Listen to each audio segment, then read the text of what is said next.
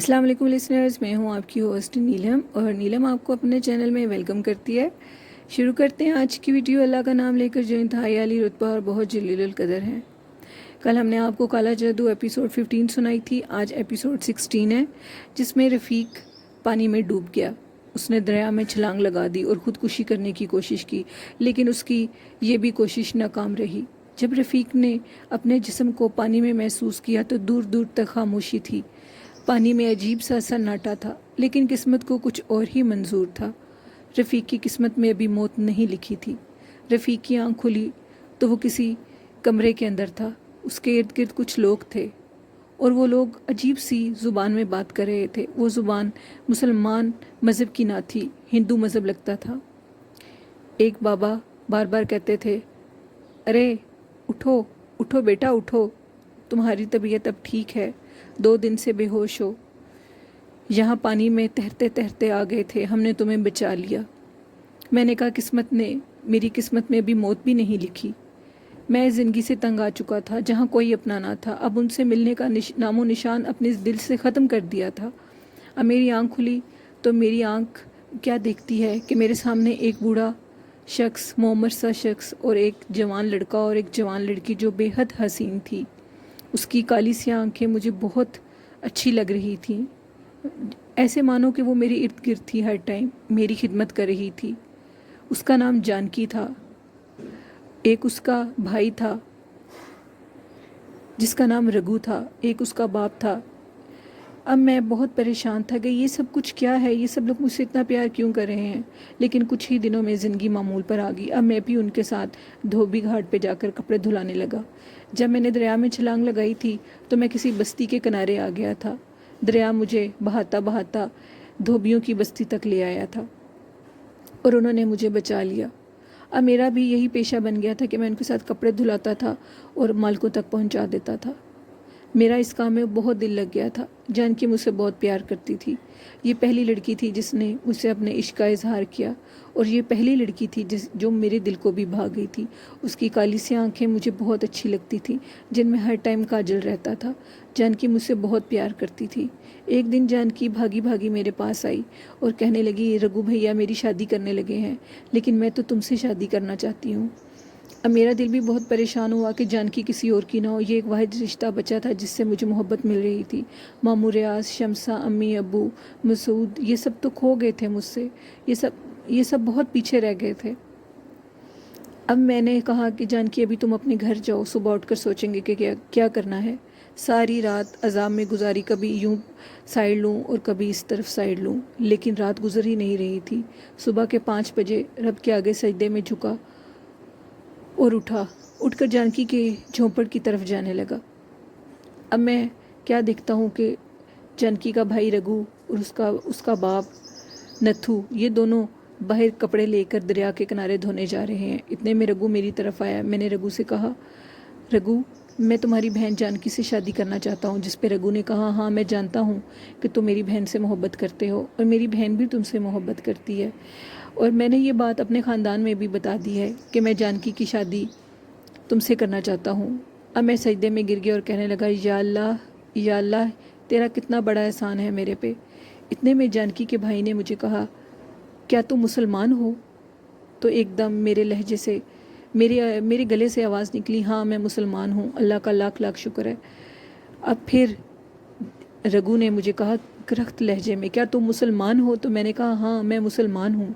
जिस पे जानकी के भाई ने मुझे कहा कि अब इस बस्ती में तुम्हारी और कोई जगह नहीं है, जितनी जल्दी होता है तुम इधर से चले जाओ, इससे पहले कि मैं तुम्हें जान से मार दूँ, क्योंकि मैं नहीं चाहता कि मेरी बहन की शादी तुमसे हो। उसको ये बात पता ना लगे, अभी दिन निकला ही है। इसी तरह अपना मुंह लेकर कहीं तुम निकल जाओ और दोबारा इस बस्ती में कभी नज़र ना आना। जिस पे मैंने कहा, रघु भैया आपके मुझ पे बहुत एहसान है, आप फिक्र मत करिएगा, मैं जानकी के सामने कभी भी नहीं आऊँगा और अपनी ये बदकिस्मती लेकर आपसे दूर चला जाऊँगा।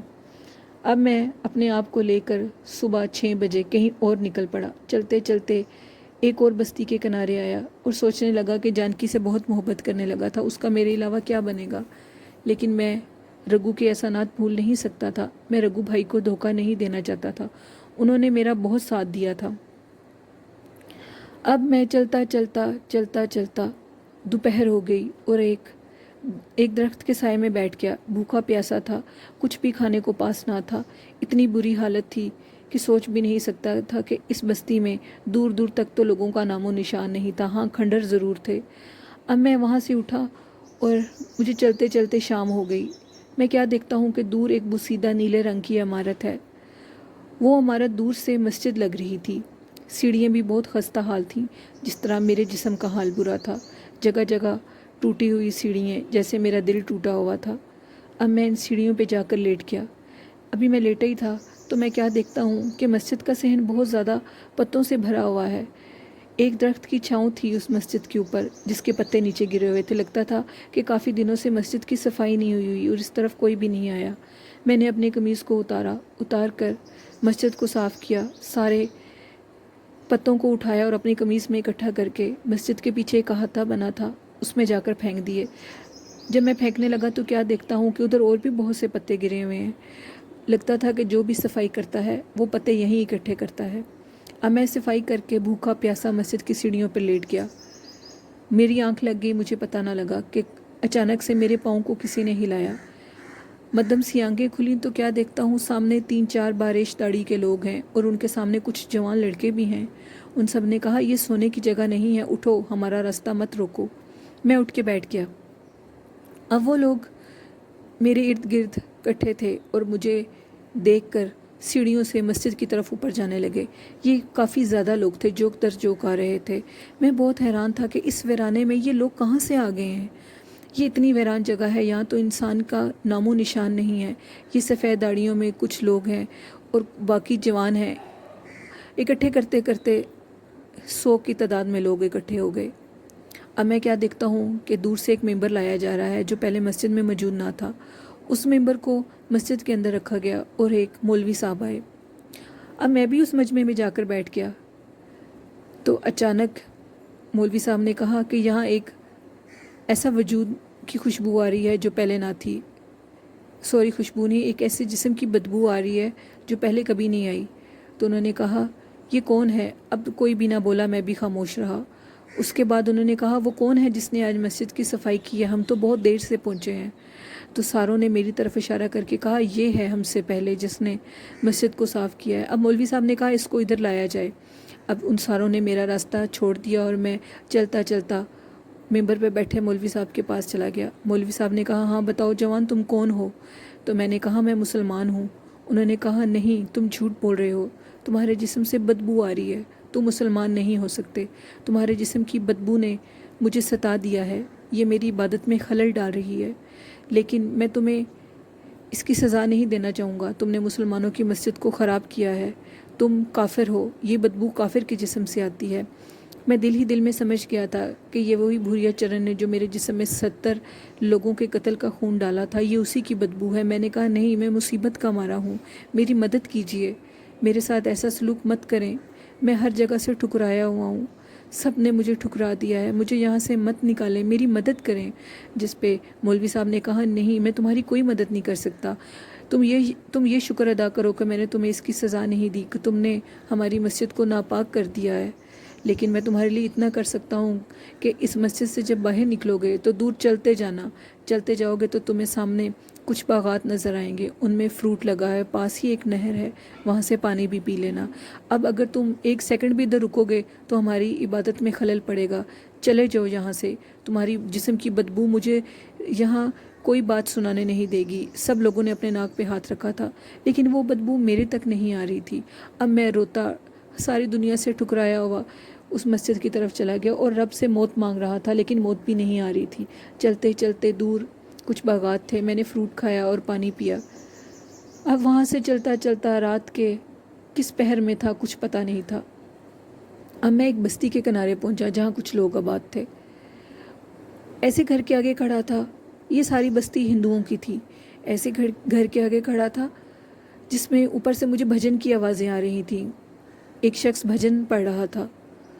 अब मेरी कदमों की आहट सुन के वो सीढ़ियों से जल्दी से नीचे उतरा और कहने लगा, अरे मियाँ, तुमने मेरी भैंस चोरी कर ली, मेरे पास तो एक ही भैंस बची थी जिसको तुमने चोरी कर लिया। ये तुमने क्या किया है? लगता है सारे इलाके में जो भैंसें चोरी हो रही हैं वो तुम ही कर रहे हो। आज तो मेरे सामने आ गए हो।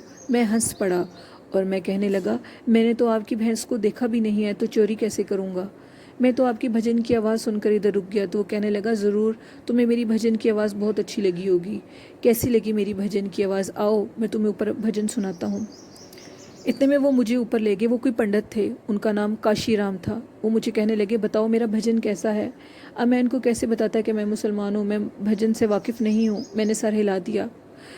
وہ بہت خوش ہوئے اور کہنے لگے کہ لگتا ہے تمہیں میرا بھجن بہت پسند آیا ہے۔ میں خاموش تھا۔ میں نے کہا مجھے کھانے کو کچھ ملے گا؟ انہوں نے کہا ہاں۔ انہوں نے مجھے کھانے کے لیے کچھ دیا۔ اب میں ان سے اجازت لے کر جانا چاہتا تھا۔ انہوں نے مجھے کہا نہیں، بہت دلچسپ آدمی لگتے ہو، مت جاؤ، ادھر بیٹھ جاؤ۔ لیکن میری بیوی پنڈتائن بہت زیادہ سخت ہے، وہ تمہیں ادھر رہنے تو نہیں دے گی، لیکن تم دوپہر کا کھانا کھا کر چلے جانا۔ میری بیوی بہت سخت ہے، میں اس کے آگے بولتا نہیں ہوں، لیکن میں اس کے ظلم سہ سہ کر تنگ آ گیا ہوں۔ پھر سوچتا ہوں کہ وہ میری بیوی ہے، کیا کہوں اسے۔ اب میں نے دوپہر کا کھانا کھایا اور ان سے اجازت چاہی، لیکن پنڈت کاشی رام کو میں بہت اچھا لگا۔ انہوں نے مجھے کہا اگر تم چاہتے ہو کہ تمہیں کوئی نوکری مل جائے تو میں تمہیں نوکری دے سکتا ہوں۔ میں نے کہا ہاں ہاں ضرور۔ اب میں اپنے سارے رشتوں کو بھول چکا تھا۔ میں کسی کے پاس بھی واپس نہیں جانا چاہتا تھا، نہ ہی انہیں ڈھونڈنا چاہتا تھا، کیونکہ وہ مجھے کبھی بھی نہیں مل سکتے۔ بھوریے چرن نے میرے واپسی کے سارے دروازے بند کر دیے ہیں۔ اب میرے پاس ایک ہی راستہ ہے کہ میں جس زندگی میں ہوں میں اسی میں رہوں۔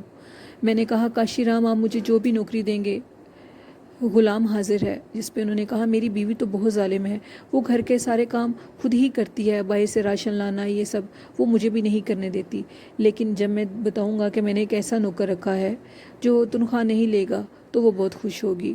تمہیں یہ کرنا ہوگا کہ تم میری بھینس کو سنبھالنا، گھر کا سودا سلف لانا اور گھر کی صفائی کر دینا، باقی سارے کام وہ خود ہی کرے گی۔ میں نے ہنسی ہنسی اور خوشی خوشی کہا کہ ٹھیک ہے پنڈت صاحب، مجھے آپ کی نوکری قبول ہے، بتائیے کب سے شروع کروں؟ پنڈت نے کہا آج سانس نکال لو، کل سے اپنا کام شروع کر دینا۔ پنڈت کے صحن میں ایک بہت بڑا برگد کا پیڑ تھا، وہی جگہ میرے رہنے کے لیے منتخب کی گئی تھی۔ اس کے نیچے مجھے ایک چارپائی بچھا دی گئی اور ایک تکیہ اور ایک کھیس رکھ دیا گیا۔ اب میں اس چارپائی پہ رات کو سویا، صبح اٹھا اور اپنے کام کرنے لگا۔ ایک دن گزرا، 2 دن گزرے، 3 دن گزرے، تیسرا دن جب گزرا تو پنڈت صاحب میرے پاس آئے، کاشی رام، اور مجھے کہنے لگے کہ ایسے مر جاؤ گے، اتنا کام مت کرو، تمہاری حالت بہت بری ہو گئی ہے، اپنا خیال کرو کچھ۔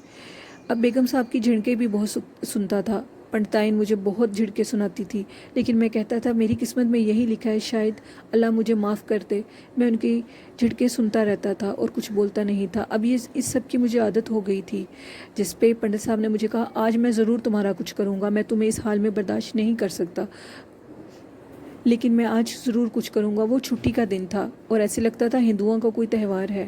اب سارے تہوار سے فارغ ہوئے اور فارغ ہونے کے بعد اب میں بیٹھا ہوا تھا، اور اتنے میں پنڈت رام کاشی نے اپنی بیوی کو پاس بلایا اور کہا کہ آؤ بیٹھو میرے پاس۔ وہ کافی بدتمیز خاتون تھیں اور ہر ٹائم غصہ ہی کرتی رہتی تھیں۔ پنڈتائن آ کر پنڈت صاحب کے پاس بیٹھ گئی اور پنڈت نے کہا کاشی رام نے کہ ادھر آؤ، اپنا ہاتھ دکھاؤ مجھے، آج ہم تمہاری ریکھائیں دیکھتے ہیں۔ جس پہ پنڈتائن بولی کہ اس کی ریکھا کیا دیکھو گی، اس کی ریکھا تو سامنے ہے، یہ ایک نوکر ہے اور ساری زندگی ہماری غلامی کرتا رہے گا، کیا اسے اپنی باتوں میں لگانے لگے ہو؟ اس پہ پنڈت صاحب نے کہا بولنے کی ضرورت نہیں ہے، ہر بات میں مت بولا کرو، میں اس کا ہاتھ دیکھوں گا۔ اب پنڈت صاحب میری ہاتھ کی ریکھائیں دیکھنے لگے اور ایک کاغذ پینسل سے میرے ہاتھ کی لکیریں اس کاغذ پر بنانے لگے۔ ابھی وہ بنا کر چونک ہٹے اور کہنے لگے او تو نے میرے پہ ظلم کر دیا، کیا ظلم ہو گیا میرے ہاتھوں، یہ کیا کر بیٹھا ہوں میں، جو ہونا تھا ہو گیا، اب یہ آگے نہیں ہو سکتا، اپنی قسمت تو ڈبو دی، میری بھی ڈبو دو گے، ظالم یہ کیا کر دیا تم نے، میرے ہاتھوں اتنا بڑا پاپ کرا دیا۔ پنڈتائن کہتی یہ کیا کہہ رہے ہیں آپ، پاگل تو نہیں ہو گئے، آگے لوگوں کا دماغ خراب کرتے ہیں اور اب اس کا بھی کر رہے ہیں۔ میں نے کہا اپنی زبان کو بند کرو، ادھر آؤ، دیکھو اس کے ہاتھ کے اوپر 7 ستارے ہیں، یہ مہاراج ہیں، یہ کیا ظلم ہو گیا، میں نے مہاراج سے اتنا کام کرایا، اس کا ظلم، یہ جو ظلم میں نے ان پر کیا ہے اس کی سزا میں بھگتوں گا، اور پنڈتائن تم بھی تیار ہو جاؤ، جو تم نے ان پر ظلم کیا ہے اس کی سزا تمہیں ملے گی۔ اب پنڈتائن کہتی جھوٹ مت بولو، ادھر آؤ، دکھاؤ مجھے اس کا ہاتھ، اس کے ہاتھ پہ کہاں ستارے ہیں؟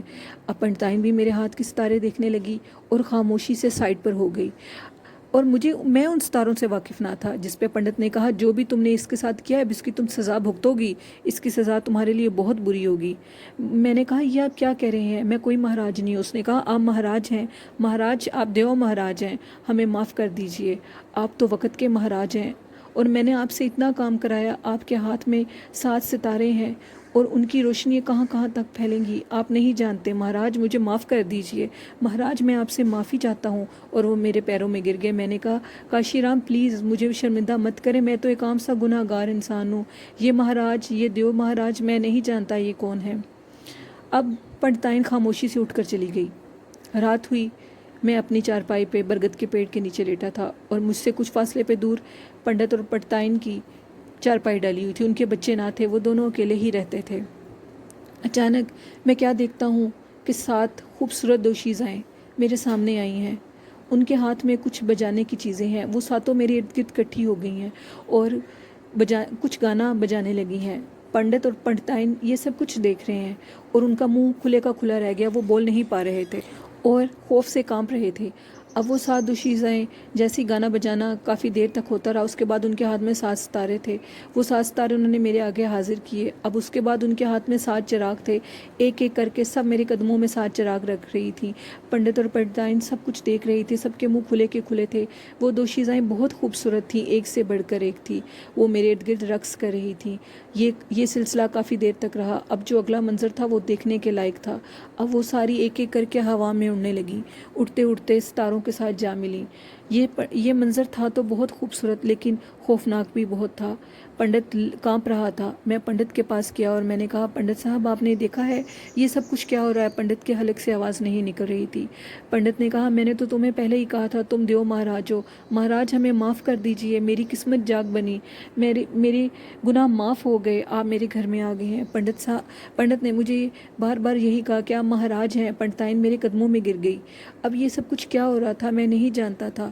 پنڈت صاحب کی بات کس حد تک سچ ہو سکتی ہے اور یہ بات اسی رات سچ ہو گئی۔ یہ میرے ساتھ کیا ہو رہا تھا؟ میں کس الجھن کا شکار تھا اور میں کیا تھا میں نہیں جانتا تھا۔ اللہ نے میرا کیا رتبہ رکھا ہے ان سب سے میں ناواقف تھا۔ میں جاننا چاہتا تھا کہ میں کیا ہوں۔ میں تو ایک مصیبت کا مارا گناہ گار انسان تھا، اپنے ہر رشتے سے دور تھا۔ یہ سب کچھ کیسے ہو گیا ہے؟ یہ کیا ہے؟ مجھے کچھ سمجھ میں نہیں آ رہا تھا۔ پنڈت میرے قدموں میں گرا ہوا مہاراج مہاراج الاپ رہا تھا۔ میں رب سے بہت ڈر رہا تھا۔ یہ سب کیا ہے؟ لسنرز یہ تھی ایپیسوڈ 16 اور رفیق کے ساتھ یہ سب کچھ کیا ہو رہا ہے؟ رفیق اس سے ناواقف ہے۔ رفیق نے اپنے ایمان کو چنا تھا، رفیق کو اللہ پاک اس کا صلہ ضرور دیں گے۔ جو لوگ بھی نیکی کو چنتے ہیں اس کا صلہ ضرور ملتا ہے۔ نیکی نظر تو کم آتی ہے لیکن اس کا رتبہ بہت بڑا ہوتا ہے۔ لسنرز آپ سب بھی ہمیشہ نیکی کے راستے پہ چلنا، کبھی بھی گندے راستے کو، بدکار راستے کو مت چنیے گا۔ نیکی کے راستے پہ اللہ پاک ضرور اس انسان کی ہیلپ کرتے ہیں، اور اللہ پاک ہم سب کو اپنے حفظ و ایمان میں رکھیں۔ اور آج سب کا روزہ تھا، اگر تھا تو کمنٹ باکس میں ضرور بتائیے گا۔ اور میرا بھی روزہ ہے اور ہم سب کا حق بنتا ہے کہ ہم سارے روزے رکھیں۔ یہ اللہ کی رحمت کا مہینہ ہے اور اللہ ہم سب پر اپنی رحمت اسی طرح بنائی رکھے۔ میری آپ سب کے لیے دعا ہے اور آپ بھی اپنی ہوسٹ نیلم کو اپنی دعاؤں میں یاد رکھیے گا۔ میرے چینل کو زیادہ سے زیادہ سبسکرائب کیجئے، لائک کیجئے اور شیئر کیجئے۔ اسی کے ساتھ اپنی ہوسٹ نیلم کو اجازت دیجئے، دعاؤں میں یاد رکھیے گا۔ اللہ حافظ، اللہ نگہبان۔